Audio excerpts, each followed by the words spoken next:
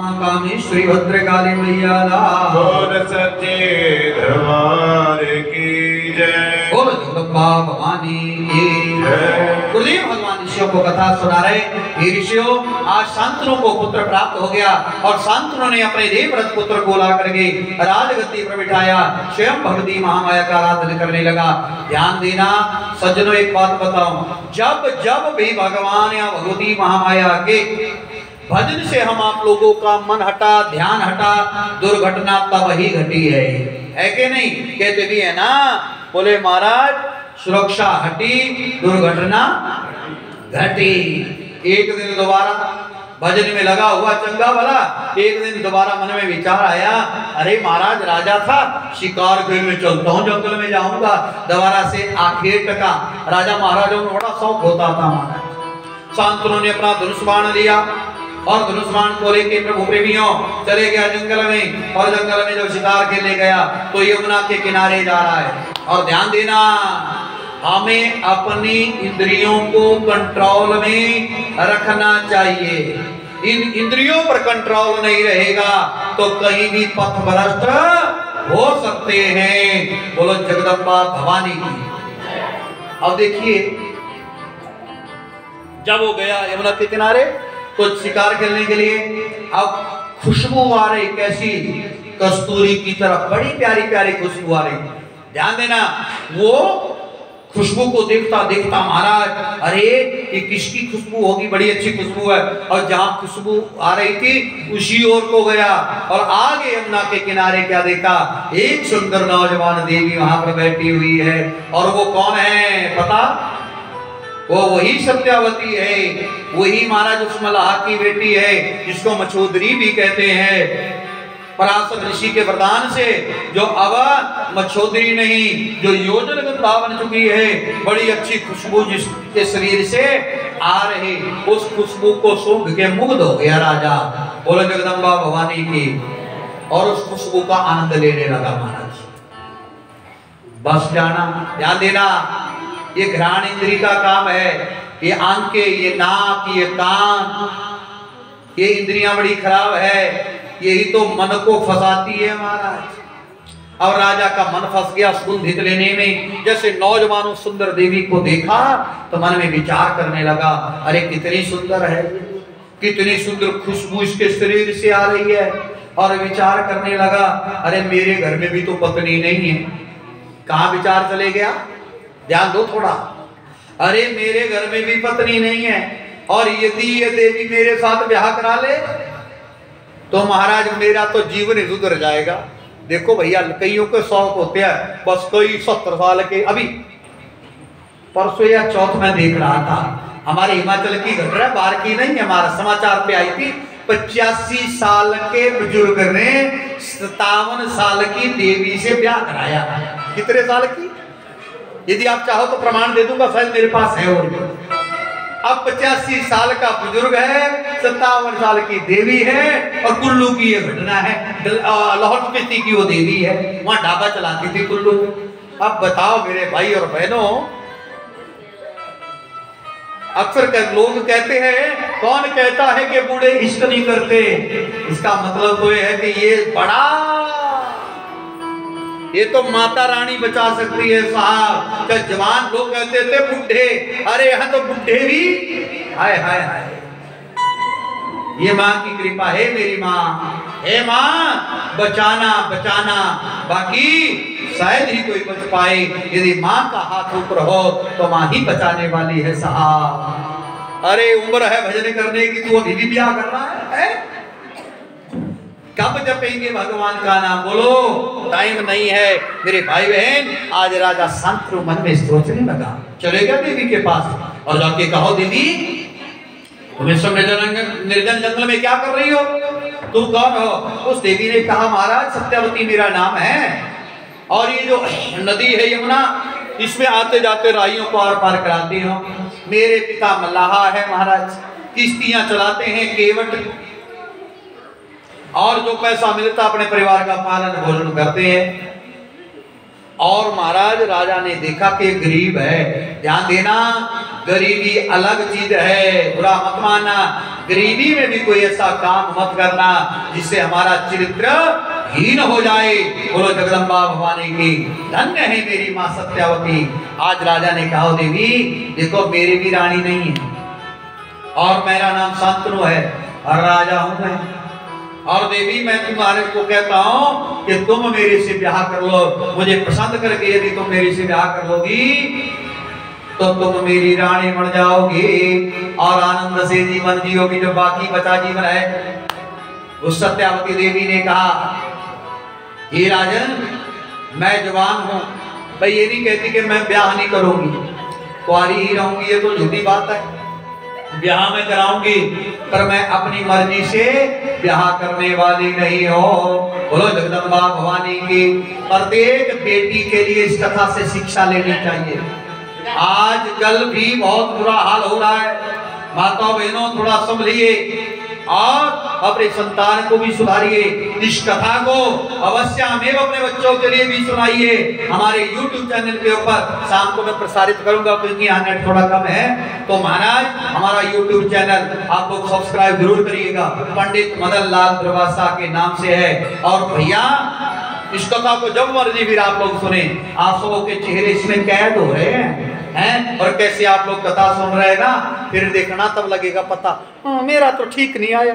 ठीक तो तब आना भाई, बैठो ठीक से है वो कथा का भी फिर आनंद आएगा।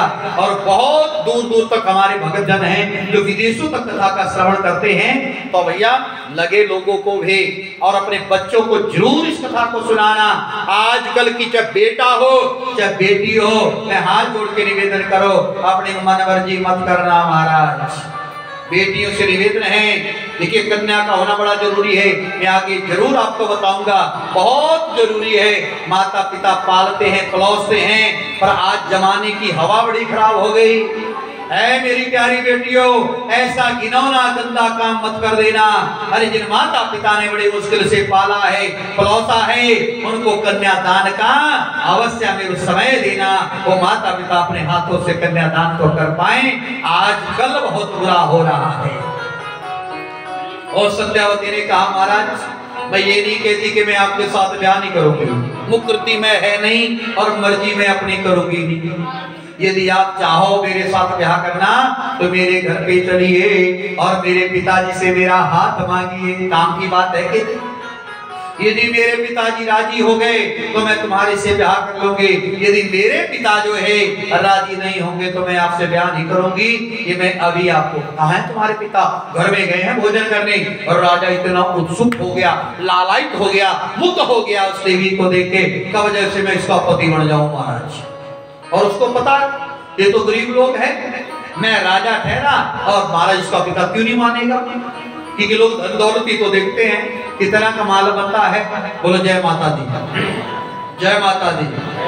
और महाराज घर में जैसे गए तो उस मल्लाह ने कहा, बेटी तो अब बेटी ने सारी बात बताई कि शांतनु राजा है, ऐसे मुझे यमुना के किनारे मिले और आपसे मिलना चाहते हैं पिताजी, कोई बात करना चाहते हैं, आप इनसे बात करिए। शांतनु ने कहा, महाराज और कोई बात नहीं है, मैंने आपकी बेटी को देखा और आपकी बेटी मुझे पसंद आ गई, मैं आपकी पुत्री के साथ ब्याह करना चाहता हूँ। बोलो जगदम्बा भवानी की।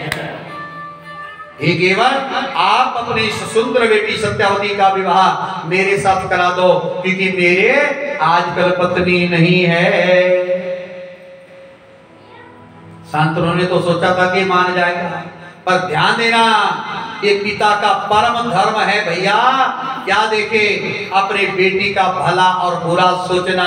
बेटी का रिश्ता करने से पहले पिता 100 बार सोचता है कि जिस घर में मेरी बेटी जाएगी क्या इस घर में सुखी रहेगी कि नहीं रहेगी। बोलो जय माता दी। सोचते हैं कि नहीं, माता पिता को बड़ी चिंता होती है संतान की, पर बुरा मत मानिएगा। आजकल तो लोग बच्चे जो है क्या करते हैं, माता पिता को कहते हैं गोगा बता है। और मैं हर जगह कहता हूं, देखो जितना प्रेम और जितना प्यार, सच्चा प्रेम जो है माँ बाप करते हैं। लोग कहते हैं, बोले महाराज प्यार अंधा होता है, होता है कि नहीं है? माता आपका क्या कहना है? सही है, झूठ नहीं है ये। प्यार अंधा नहीं होता और क्या होता है मानो?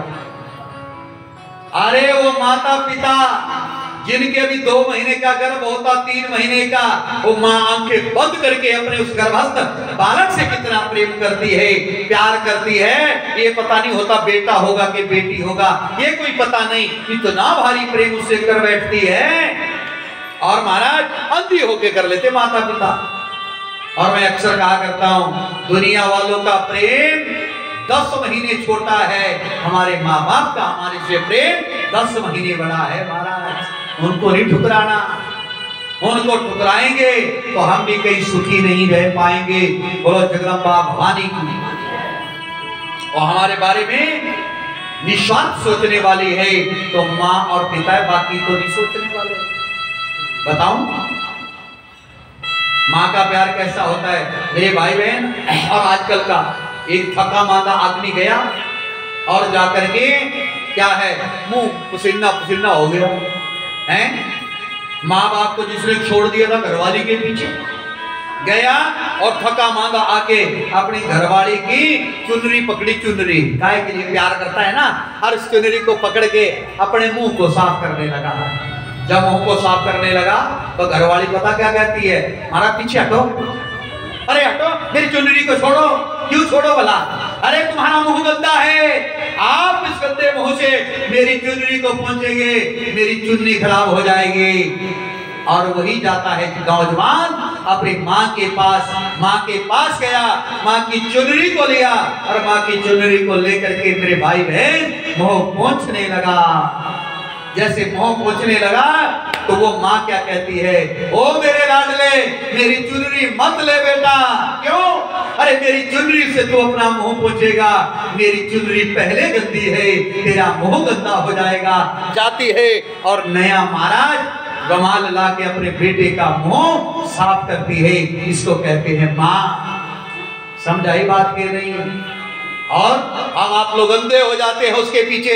20-25 साल तक जिन माँ बाप ने हम आप लोगों को पाला उनको मूर्ख समझते हैं, और फिर साल 2 साल के बाद पता लग जाता है जिसके पीछे हम लगते हैं, जिसके लिए सब कुछ दुनिया छोड़ के जाती है। यदि ऐसी मैं ही नहीं कहता, मन पसंद नहीं, कोई पसंद आ जाए, अपने माता पिता से जरूर अनुमति लीजिए महाराज।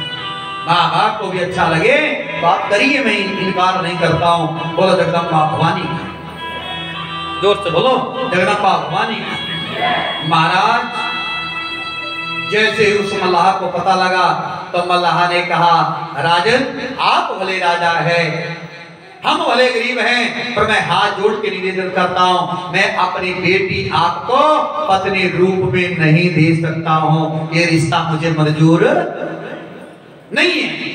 कहा महाराज तुम्हारा दिमाग खराब है, तुम्हारी बेटी तो खुशी रहेगी, मैं हमारे पास कौन सी कमी? बोले कमी की कोई बात नहीं है महाराज, मुझे पता है। हाँ यदि तुम चाहो कि मैं अपनी बेटी आपको दूं तो क्या है? बोले फिर आपको मेरे से वादा करना होगा। पहले मेरे से वादा करो कि जो भी मेरी बेटी के गर्भ से संतान पैदा होगी उसको तुम राजगद्दी पर बिठाओगे। पिता काहे नहीं कर्तव्य ऐसा? बच्चों के बेटी के बारे में सोचना। मल्लाह को पता था कि शांतनु का एक पुत्र है, वो राजगद्दी पर बैठा है, यदि मेरी पुत्री के आगे संतान होगी तो पहले वाला बैठने और देगा नहीं देगा महाराज। इसलिए ऐसी अब मैं क्यों अपनी बेटी का ब्याह कर दूं?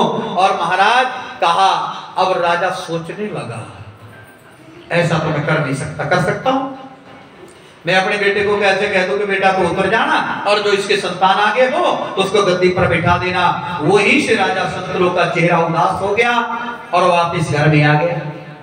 घर में जब आया महाराज तो अब शंतनु का मन कहीं नहीं लगने लगा। सोचने पता क्या लगा, अरे आज एक मल्लाह ने अपनी बेटी देने से मुझे इनकार कर दिया, इतना बड़ा राजा होके मेरी बेइज्जती हो, मर जाना चाहिए मुझे। और महाराज और चुप चुप गुम सुम, अब ना भजन ना कीर्तन, उदास हो गया। ज्यादा कामना नहीं करनी चाहिए भाई, ध्यान देना। ज्यादा कामना करोगे तो दुखी रहोगे। भगवद गीता में स्पष्ट कहा है, ध्याये विषयान योगा, ध्याये विषयानुसा संगम तेषाम उपजायते संघात संजायते कामा कामा क्रोधो बीजायते क्रोधात् भवति सम्मोहः सम्मोहात् समृद्धि विभ्रमः समृद्धि भ्रंशात् बुद्धिनाशा और बुद्धिनाशात् प्रणश्यते। बोलो जय माता दी। बुद्धि नाश हो जाती है। कामना की जब पूर्ति नहीं होती ना आदमी, आप लोग ही देख लेना, आपकी कामना है, कोई भी कामना रख लो आप, और छोड़ो पर एक कपड़े का सूट ही घर वाले से मंगवाओ, 8 दिन ना लेके आए तो घर में क्या हाल हो जाता, लाल पीली हो जाती, अरे मेरे को नहीं लाया है, तो ये हाल कलबली में चल जाते। इधर राजा का हाल बड़ा खराब हो गया, उदास रहने लगा। और ध्यान देना, देवव्रत आ जाता है, अपने पिता के चरणों में प्रणाम करता है। अरे पुत्र हो तो देवव्रत जैसा हो साहब। पिता के चरणों में प्रणाम किया और पिता से कहा, पिताजी आजकल आप मायूस लग रहे हो, चेहरा उदास लग रहा है, सच बताओ पिताजी आपकी सेवा में कोई कमी है? नहीं बेटा। पिताजी आप बीमार तो नहीं है? क्या कष्ट हो रहा है?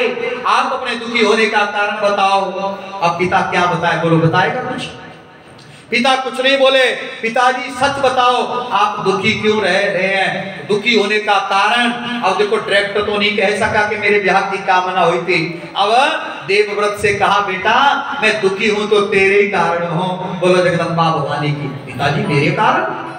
हाँ बेटा देखो मैं सोच रहा हूं कि तू अकेला है, ना तेरे भाई है और ना तेरे बहन है, तू अकेला भाई है। राजा भले बन गया पर ये दुनिया किसी के काम नहीं आने वाली। ध्यान दो थोड़ा, बहुत काम की कथा है।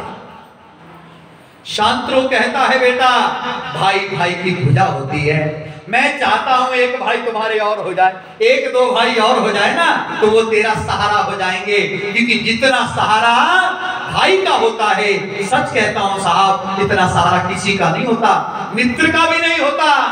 पर आजकल हम करते क्या है, हम भाई को दरकिनार कर देते हैं और दुनिया वालों से नाता जोड़ लेते। अपने सके भाई से कभी बैर मत करना। बोलो जगदम्बा भवानी की। ना भाई का हिस्सा मारना, भाई भाई की भुजा होती है महाराज। बड़े अजीब होते हैं ये खून के रिश्ते। मैं अक्सर कहा करता हूं कि बड़े अजीब होते हैं ये खून के रिश्ते, इन्हें तो बड़ा बात मत कर। ए भाई मेरा हिस्सा भी तू ही ले ले, पर घर में दीवार मत कर। माता पिता को बड़ा दुख होता है जब 2 भाई इस जमीन के पीछे लड़ते हैं, जायदाद के पीछे लड़ते हैं, और घर में भाई भाई दीवार कर देता है। काहे के लिए है? जमीन के पीछे, जायदाद के पीछे। अरे भैया भगवान राम ने लक्ष्मण को कहा था, लक्ष्मण जब अंतिम समय रावण का आ गया था, मृतशैया पर पड़ा था, तो कहा जाओ रावण को पूछो कि तुम्हारी जीत का कारण क्या है, तुम्हारी हार का कारण क्या है और हमारी जीत का कारण क्या है। लक्ष्मण ने राम जी से पूछा, राम जी ने कहा कि मैं तुझे उत्तर दूंगा तो तुझे अच्छा नहीं लगेगा, इसी रावण को पूछ ले जो।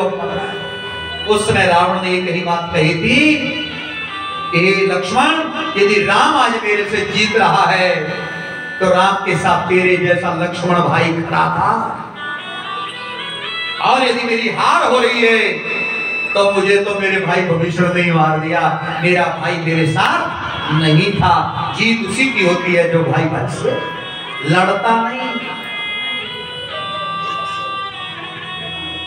बड़ा भाई पिता तुल्य होता है। 2 भाई थे, 2 भाई ध्यान देना माता हो, पिता की मौत हो गई। जब पिता की मौत हुई तो बड़ा भाई जोर जोर से नाड़ियां देने लगा। आजकल तो लोग रोते भी नहीं, हमने देखा महाराज, चंगा हुआ चले गया वहां, सारी जमीन जायदाद हमारी हो गई, पर तू भी तो मरेगा बेईमान, तू कौन सा अमर रहेगा। बड़ा राड़ी मार के रोने लगा, और रोते रोते महाराज छोटा भाई साथ में बैठा हुआ था। छोटे भाई को रोया नहीं, छोटे भाई की आंख में आंसू भी नहीं आए। बड़े भाई ने कहा, देख पिता की डेड बॉडी सामने खड़ी है, पिता का मृत शरीर सामने पड़ा, तुझे दुख नहीं हो रहा? ओ बेईमान, हमारे पिता की मौत हो गई और तू रो नहीं रहा है। ध्यान देना मेरे भाई बहन, उस छोटे भाई ने बहुत सुंदर जवाब दिया। सुनने लायक है उस छोटे भाई का जवाब। छोटा भाई कहता है भैया मैं क्यों रोऊं पिता के लिए? अरे बाप मरा तो तेरा मरा, मेरा बाप तो भी जिंदा है। बड़ा भाई तो बाप तुल्य होता है। बड़ा भाई जिसके होता है ना पिता की तरह, छोटे भाई को महाराज उसी तरह से प्रेम और प्यार में रखता है। कहने का भाव मेरा क्या है मेरे भाई बहन, प्रेम से रहिए, प्यार से रहिए, बाकी कुछ। सांत्रो कहने लगा बेटा कल को लड़ाई होगी तो अकेला मारा जाएगा, कौन गद्दी पर बैठेगा? देवव्रत की बात समझ में नहीं आई क्योंकि बच्चा है ना। देखो एक बात बताऊंगी, मेरे जीवन का अनुभव बता रहा हूं। हम भी जब उम्र का तकाजा होता है साहब, तो हमें भी माता पिता गुरुजन कहते ऐसा नहीं ऐसा करो, तो हमारा भी थोड़ा ऊंचा हो जाता था। इनका दिमाग ठीक नहीं है, ये सही नहीं है। पर आज 50 साल में जाके अकल आई, अरे वो सच कहते थे। और जितनी अकल 50 में जाके आते, जितनी 20-25 में आ जाए, तो मैं कहता हूँ जीवन ही धन्य हो जाए। पर आती नहीं महाराज, जाती नहीं आती। तो महाराज अब समझ में ही नहीं आया। जाकर के देवव्रत ने अपने बूढ़े बूढ़े जो सिपाही थे ना महाराज, उनको पूछा और पूछा मेरे पिता उदास रहते हैं, कहते हैं मैं तेरे कारण दुखी हूं और मेरा पिता यदि मेरे कारण दुखी हो तो मुझे तो जिंदे जी मर जाना चाहिए। कि एक भाई तुम्हारे और होता तो अच्छा हो जाता, साथ हो जाता तुम्हारे, मैं क्या करूंगा? तब सिपाहियों ने कहा सुनो राजन, तुम्हारे पिता की इच्छा ब्याह के लिए हुई थी। सच्ची बात तो ये है आपके पिता आपसे बोल नहीं पाए और वो मल्लाह के घर में उनकी बेटी सत्यावती मचौधरी का हाथ उन्होंने मांगा और मचौधरी का हाथ मांग करके जब उन्होंने विवाह की याचना को किया तो वो मल्लाह वो केवल अपनी बेटी तुम्हारे पिता को पत्नी रूप में देने से मुकर गया। बोलो जगदम्बा भवानी की। देवव्रत कहते हैं मेरे पिता की इच्छा ब्याह कराने की है, क्यों मुकरा? मैं स्वयं अपने पिता का रिश्ता कराऊंगा, मेरे पिता प्रसन्न चित्त रहने चाहिए। ये है देवव्रत का संकल्प महाराज।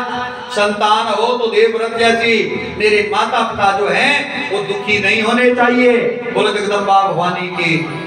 देखो आजकल पुत्र नहीं है, पुरानी मानना। मैं तो माँ से कहता हूँ हे मेरी माँ, सबको देना पुत्र की संतान, काहे की सबके घर में पुत्र हो। और आजकल एक पुत्र होता है, एक बेटा होता है और लड़का भी कहते हैं ना, लड़का किसका लड़का है ये? मैं माँ से कहता हूँ मेरी माँ, लड़का तो दुश्मन को भी नहीं देना, लड़का।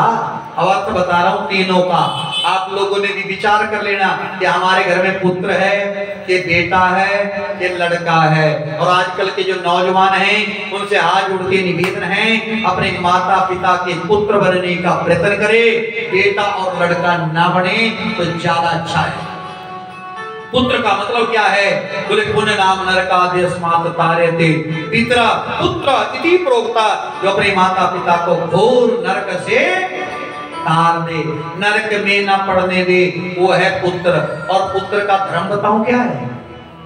ये नहीं कि मरने के बाद तो बड़ा भारी भंडारा लगा दे, श्राद्ध लगा दे लोगों को दिखाने के लिए, वो कुछ नहीं है। अरे जीवित होवा क्या करना, तुम मृता है भोरे भोजनम गयायाम पिंड पातनाच त्रिभि पुत्रस्य पुत्रता। पुत्र के तीन ही धर्म हैं, तीन काम है। क्या है? जब तक माता पिता जिंदे हैं तब तक माता पिता की सेवा करनी, डट के, कहना मानना डट के। क्या करें? माता पिता के वचनों में जीवित होवा क्या करना, जब तक जिंदे हैं सेवा करो, खिलाओ पिलाओ। देखो मैंने अभी प्रारंभ में भी कहा कि श्राद्ध जरूर करने चाहिए। अभी नालागढ़ में हम 3-4 साल पहले एक सेठ ने मुझे बुलाया, मेरी माँ का श्राद्ध है, तो हम भी चले गए। जब गया तो उन्होंने भोजन प्रसादी पाई, थाली तैयार करी और मैंने कहा आ जाओ महाराज फिर श्राद्ध, थोड़ा रोटी वगैरह मन से लेते। बोले महाराज मन सुने का मतलब दान करने का नहीं, कुछ नहीं, मैंने कहा क्यों, किसका श्राद्ध आज? बोले जी हमारी माँ का है। मैंने कहा फिर माँ के नाम की? बोले कोई बात नहीं। तो साथ में ही फिर मैं पहली बार गया, मुझे क्या पता, और साथ में माँ को भी बता दिया। बोले महाराज गुरुजी ये मेरी माँ है जिसका श्राद्ध है आज। आप भी हंस रहे, बोले क्या बात हो गई? पर मुझे बड़ा अच्छा लगा, मेरा दिल बड़ा प्रसन्न हुआ।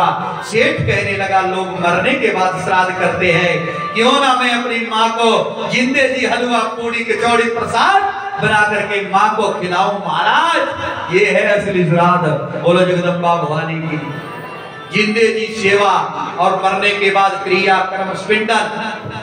देखो सनातन धर्म के अनुसार 12-13 दिनों तक जो कर्म चलता है वो पुत्र का धर्म है, वो करना ही चाहिए। और गया में जाके पिंडदान कराना चाहिए।